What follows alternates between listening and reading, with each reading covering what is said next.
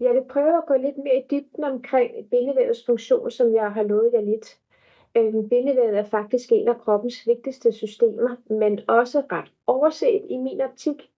Medmindre vi selvfølgelig taler stramhed og elasticitet, der er der rigtig mange, der forbinder bindevævet med. Men bindevævets opgave er faktisk så meget mere end lige det. Bindevævet det fungerer som sådan et avanceret netværk, som gennemvæver hele vores krop og forbinder faktisk både hud og muskler og organer og blodkar. Og det er også bindevævet, der er med til at skabe stabilitet, det ved I måske godt, at holde på plads, blandt andet omkring vores muskulatur. Muskler, hvis vi nu tager en lårmuskel. En lårmuskel er ikke bare en stor klump muskel, det er jo mange små muskelfibre, som belastes blandt andet under træning, eller når vi bare bevæger os. Og det er så bindevævet omkring de her muskelfibre, som holder det hele på plads og faktisk sørger for at give kroppen både noget fleksibilitet og noget bevægelighed, som sørger for, at kroppen og muskulaturen ikke skrider fra hinanden. Og det samme gælder faktisk også for vores organer. Organerne sidder fast i sådan en lille elastik inden i os, og bliver også holdt på plads af bindevævet, som sørger for, at de får den bevægelighed, de faktisk har brug for at kunne fungere.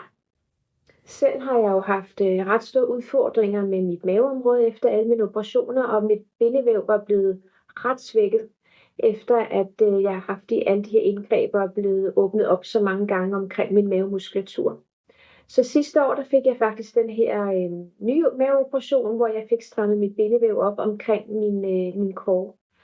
Og jeg vil sige, det har gjort mig sindssygt opmærksom på, hvor vigtigt det egentlig er med et velfungerende bindevæv. Ikke bare sådan rent strukturelt, men sådan en ombygning af det, men hvordan det egentlig påvirker ens fysiske hverdag, eller kan påvirke ens fysiske hverdag, hvis ikke det fungerer. For mit eget tilfælde, der fik jeg blandt andet havde gener ved træning. Jeg havde egentlig fået opbygget mig den her meget enormt stærke kåre, hvilket jo lyder fint og flot, men det gav mig sindssygt meget ubehag og en sindssyg træthed i kroppen sidst på dagen, fordi min muskulatur jo var konstant overarbejdet for ligesom at holde min indre kåre og min mave på plads. Både det muskulatur, tarme og så videre. Og det kan altså være ret udfordrende for kroppens sådan fysiske velbefindende på den lange bane. Og når vi så kommer lidt tilbage til bindevævet igen, jamen så taler vi jo også omkring væsker. Vi har væsker i kroppen.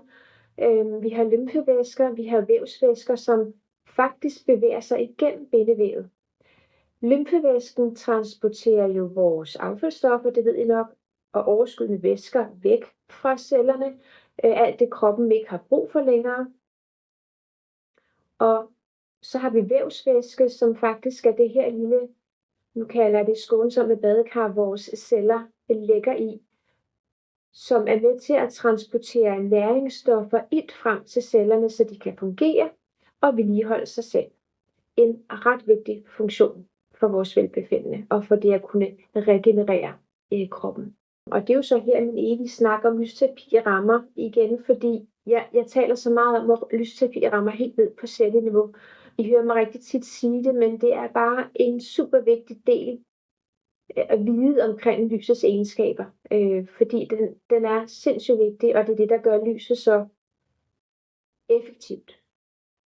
Fordi når vores bindevæv det fungerer optimalt, så hjælper kroppen med at transportere affaldsstoffer væk, tilføre næring til vævet, og ligesom drænere den her overskydende væske væk via vores lymfesystem, som jo bliver dræneret via vores bindevæv.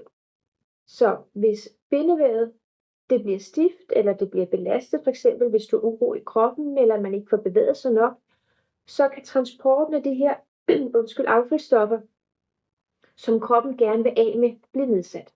Det vil du så kunne mærke som blandt andet spændinger i kroppen, en ømhed, en følelse af, det kan være tyngde, en nedsat bevægelighed, en tendens til væskeophobning og hævelse.